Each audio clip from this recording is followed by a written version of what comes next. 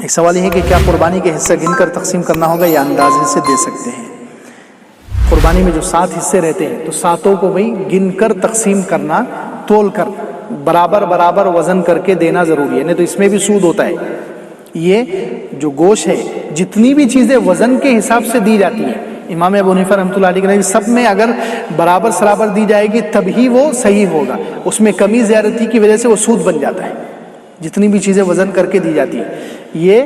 جتنی بھی چیز جو بھی چیز ہو وہ وزن کر کے بیچی جاتی ہے، تو ویسی ساری چیزوں کو برابر سرابر دینا امام ابو حنیفہ رحمۃ اللہ علیہ کے نزدیک ضروری ہے، نہیں تو اس میں اگر کمی زیادتی کریں گے، کسی کو 5 کلو دے دیا، کسی کو 5.5، کسی کو 6.5، تو یہ اس میں سود ہو جائے گا اور حرام ہو جائے گا، اس لیے تول کر برابر سرابر تقسیم کرنا ضروری ہے۔ اگر اس میں سے کسی کی نیت گوشت کھانے کی ہو تو باقی 6 کی قربانی قبول ہو جائے گی؟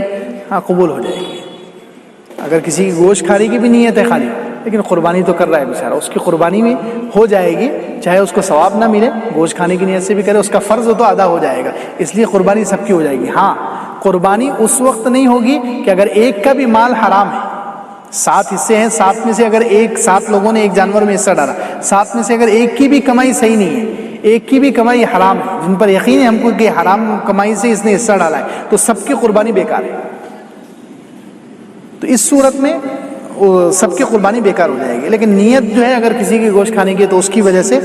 قربانی بیکار نہیں ہوگی، سب 6 لوگوں کی قربانی قبول ہو جائے گی۔